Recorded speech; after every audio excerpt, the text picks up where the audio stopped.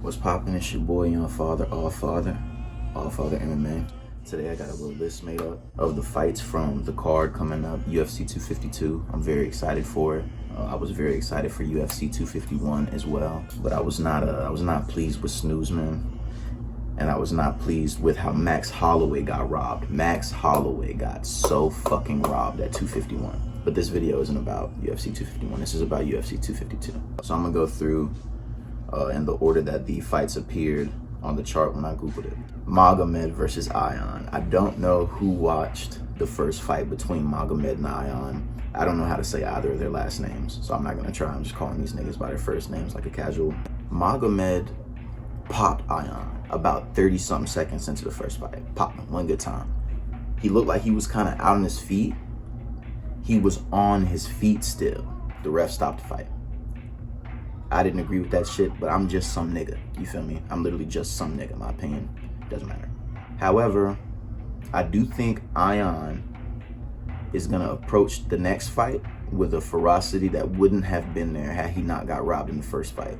Shit like that sits on people and it has time to marinate on them, that they took a L they didn't really deserve to take. They come back hard. You know what I'm saying? They always come back hard. So I think I'm gonna take Ion for that light heavyweight bout. At 135, a bantamweight bout, Josh Dodson versus Merab.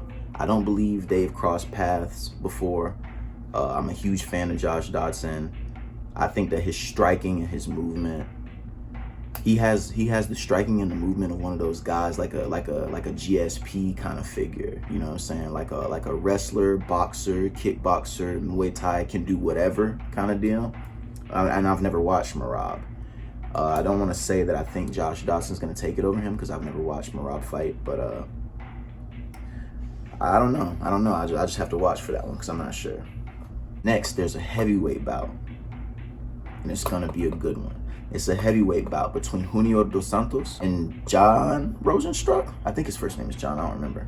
That nigga is a beast. That nigga and Derek Lewis are like the two meanest heavyweights in the game right now. No bullshit. Bar none. But Junior Dos Santos is not a weak link, and that nigga is a veteran, and that nigga is cold, and he is just as nice on the ground as he is on the feet. He is just as nice approaching you as he is backing away. It's gonna be a very nice fight. Very nice, very entertaining fight. And according to both of them I saw on Instagram, both of them have said somebody's gonna get knocked out. So that's a slugfest, you know what I'm saying? So if you watch UFC 251 and you went to sleep watching Snoozman, go back to where you went to watch 251 and watch 252, and you'll see a good-ass fight in Junior Dos Santos versus John Rozenstruik. The Sugar Show. The next fight on the card is Sugar Sean O'Malley.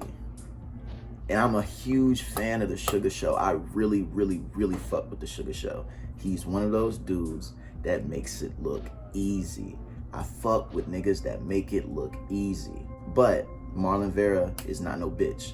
I was watching the video, the 252 lead-up video on YouTube, and I see Marlon Vera's gym, and he has an octagon in it, and the octagon is a RUCA octagon. It's a RUCA branded octagon. It's like he has a RUCA deal type shit. Like they send him shirts and trunks and shit. And I haven't seen a mixed martial artist get a RUCA deal since BJ Penn. For those of you who aren't casuals and know who BJ Penn is, you'll know that any mixed martial artist would take it as one of the most amazing compliments they had ever received if somebody told them they did some shit like how BJ Penn does that shit. You feel me?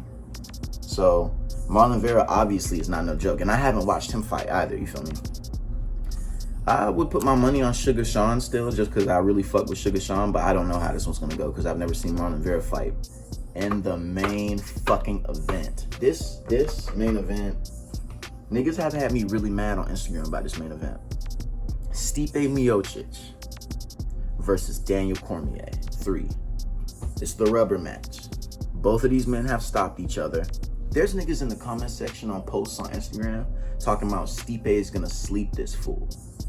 Stipe is gonna do this so easily. I can say this and with 100% confidence. Nobody besides maybe John Jones is ever gonna do shit to DC and make it look easy. That's not how it's ever gonna go. I've only ever seen Jon Jones make a fight against Daniel Cormier look like an easy fight. Stipe Miocic isn't a bad fighter. Stipe Miocic is incredible. But I just would put DC at one step above incredible. I would put DC in the Hall of Fame. DC is one of like 3 2-division champions that have ever occurred in the UFC. I think it's like him, Conor McGregor did it. I don't know if there's more than those 2 niggas, you feel me? And think about how many people have been in the UFC. There's been 2 that pulled it off and became 2-division champions. DC is a world-class wrestler. DC is a world-class boxer. DC is a world-class fighter. Stipe is too. Stipe doesn't have a Jon Jones. And when I was talking about the first fight on this card, Ion versus Magomed, I had to mention how when you get fucked, it makes you go harder next time. DC's legacy has somewhat been tarnished by the fact that when he was fighting at 205 to 225, he was being overshadowed by Jon Jones. Nobody can deny that. You got Jon Jones on Twitter now, tweeting, talking about Stipe Miocic is the greatest heavyweight of all time. Jon Jones is fucking childish, you feel me? And I love Jon Jones. Jon Jones is like my favorite fighter. But he's childish and he's retired and his opinion doesn't matter. DC is trying to solidify his legacy while Jon Jones is bullshit. And he's doing it at heavyweight, he's doing it comfortably.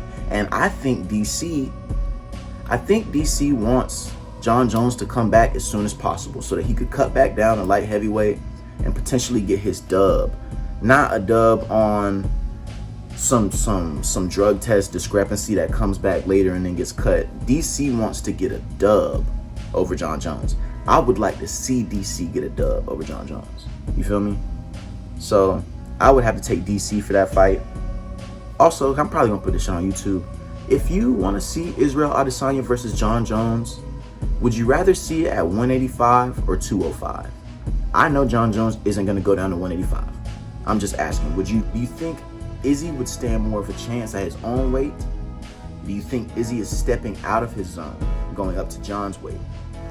Do you think the people talking about how I don't think Israel Adesanya realizes how big Jon Jones is, do you think those people are aware that Israel Adesanya is 6'4"? You feel me? Yeah, but it's been Young Father, All Father.